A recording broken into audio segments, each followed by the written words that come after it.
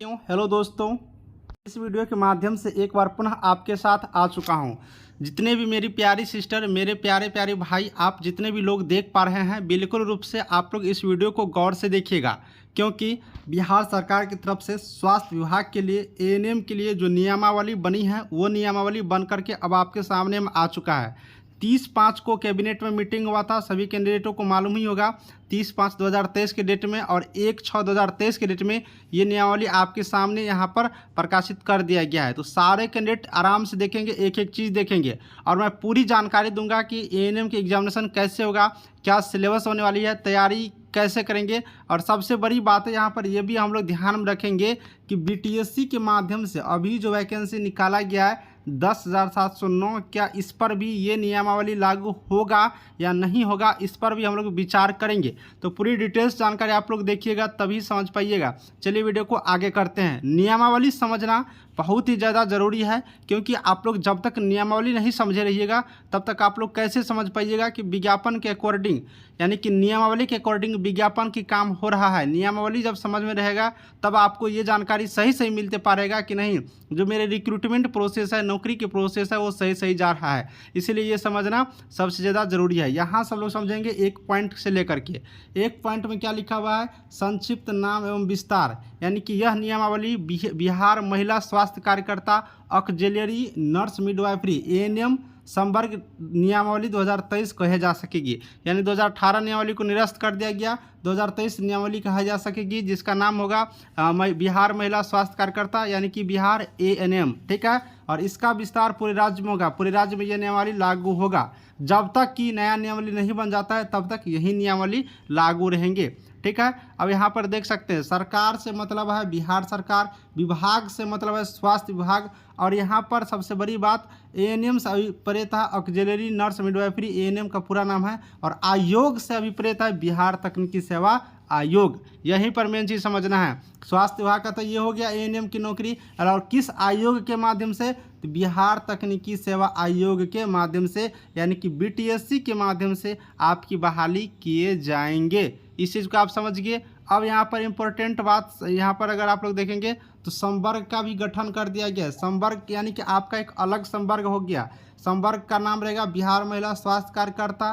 संवर्ग राज्य स्तरीय होगा। संवर्ग में कुल पदों की संख्या उतनी ही होगी जितने सरकार द्वारा समय समय पर स्वीकृत की जाएगी। यानी कि आपका जो ये संवर्ग है वो बिहार महिला स्वास्थ्य कार्यकर्ता का नाम रहेगा, संवर्ग का बिहार एएनएम संवर्ग का नाम रहेगा, और यह संवर्ग राज्य स्तर पर होगा। पहले क्या होता था, जिला स्तर पर होता था, अब राज्य स्तर पर होगा। राज्य स्तर पर होने से क्या होता है कि पूरे राज्य में कहीं भी किसी भी एएनएम को ट्रांसफ़र कर सकता है राज्य सरकार, और आसानी से। पहले जिले स्तर पर होता था तो जिला के माध्यम से किया जाता था, जिसमें सिविल सर्जन सर के हाथ होते थे।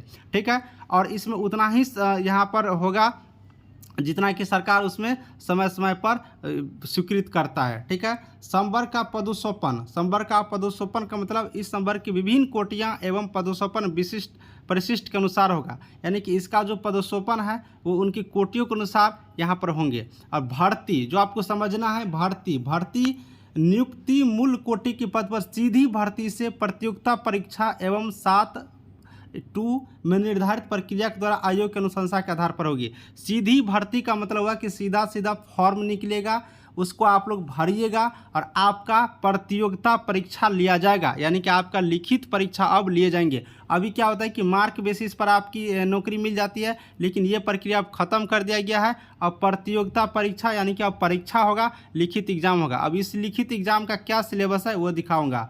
अर्हताएँ की बात करिएगा तो यानी कि क्वालिफिकेशन का, तो एएनएम आपकी कंप्लीट होना चाहिए।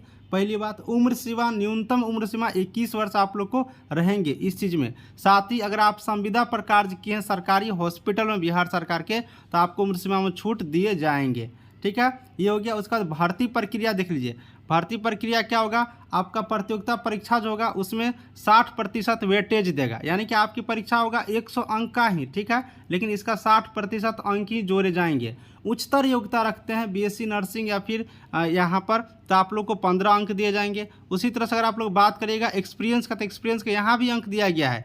1 वर्ष के लिए 5 अंक, अधिकतम 25 अंक दिए जाएंगे 5 वर्षों के लिए। आप 4 साल करिएगा तो 20, 3 साल करेगा तो 15, और 6 साल करेगा फिर भी 25 ही, यानी कि अधिकतम 25 ही दिया जाएगा, 5 वर्ष का ही जोड़ा जाएगा। ये समझिए। और इस तरह से आप लोग देखिएगा तो मेरिट बनेगा। जैसे कि पहले 0.6 से गुना करेंगे, जो लिखित प्रतियोगिता में अंक आएगा लिखित एग्जाम में, उसके बाद उच्चतर योग्यता एक्सपीरियंस को जोड़ करके आपकी यहाँ पर मेरिट लिस्ट आप लोग को बनेंगे। ठीक है, अब ये देखिए उसके बाद परीक्षा का अवधि, यानी कि जब नौकरी हो जाएगा तो परीक्षा कितने वर्षों की रहेगी, तो 2 वर्षों की। ये नौकरी के बाद है, संपुष्टि वरीयता ये सब नौकरी की बाद की चीज़ है। तो साथियों यहाँ पर आपने स्पष्ट रूप से देख लिया। आपको जो मेन रूप से देखना है कि अब एग्ज़ाम होगा, और एग्ज़ाम का सिस्टम यहाँ पर आपने देख लिया। एग्ज़ाम कैसे कैसे होगा मैं आपको यहाँ पर जानकारी दे देता हूँ।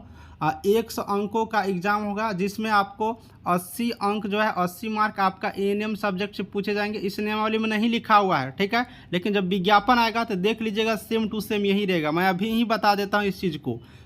टोटल क्वेश्चन कितना रहेगा, ये क्वेश्चन की संख्या टोटल आप समझ जाइए, ये क्वेश्चन की संख्या इतना है, और आपको इसमें से 80 क्वेश्चन जो है यहाँ पर 80 क्वेश्चन की बात करिएगा, इसको डिलीट कर देते हैं। ठीक है, 80 क्वेश्चन की बात करिएगा तो ये आपका ANM से रहेगा।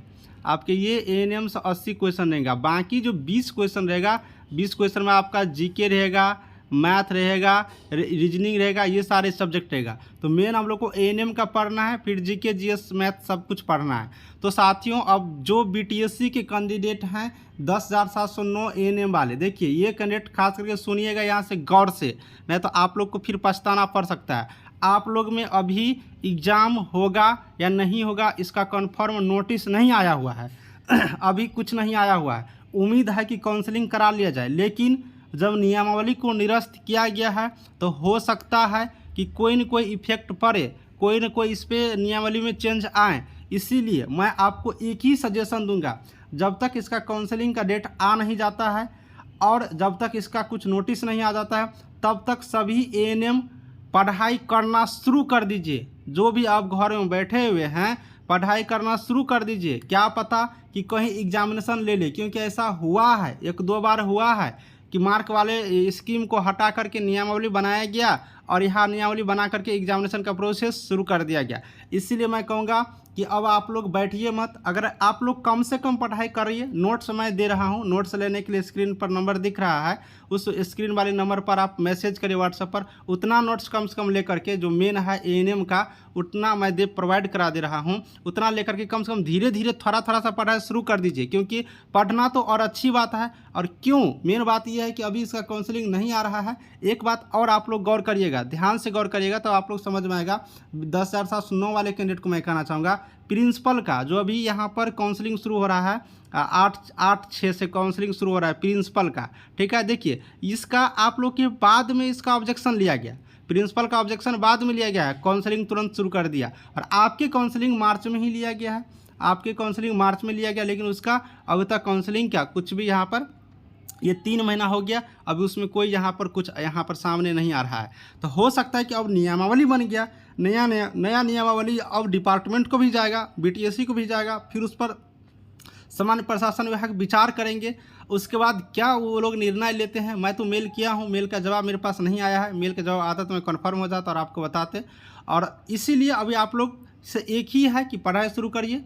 पढ़ाई करने से घाटा तो नहीं ही लगेगा, काउंसलिंग हो जाएगा तो क्या होगा, पढ़ाई हुआ रहेगा तो और आप लोग को मजबूत होगा। आप लोग को जहाँ से मन करे वहाँ से पढ़ाई करिए। मैं ये नहीं कह रहा हूँ कि मेरा नोट्स ले लीजिए, इसलिए मैं इतना बोल रहा हूँ कि आप लोग पढ़ाई करिए, पढ़ाई आपके लिए ही बेहतर होगा, इसलिए मैं कह रहा हूँ। तो चलिए सब बात आपको समझ में आ गया होगा। अगर नोट्स लेकर के मेरे से पढ़ना है तो आप लोग पढ़ सकते हैं, क्योंकि अभी तक मैंने बहुत सारे ANM को जॉब लगाने में मदद किया हूँ। बहुत लोग मेरे से PDF लेकर के जॉब किए हैं। तो आप लोग भी स्क्रीन पर मोबाइल नंबर दिख ही रहा होगा, या फिर मैं यहाँ पर लिख देता हूँ, आप लोग इस नंबर पर मैसेज करके पढ़ सकते हैं, व्हाट्सअप मैसेज करके। मैं क्लास भी स्टार्ट कर रहा हूँ 10 तारीख से, लिंक डिस्क्रिप्शन में अब मेरा एप्लीकेशन का और क्लास के बारे में भी आप लोग इंक्वायरी कर सकते हैं, यहाँ पर बातचीत कर सकते हैं। चलिए, आप लोग को वीडियो अच्छा लगा होगा तो लाइक कर दीजिएगा। Thank you.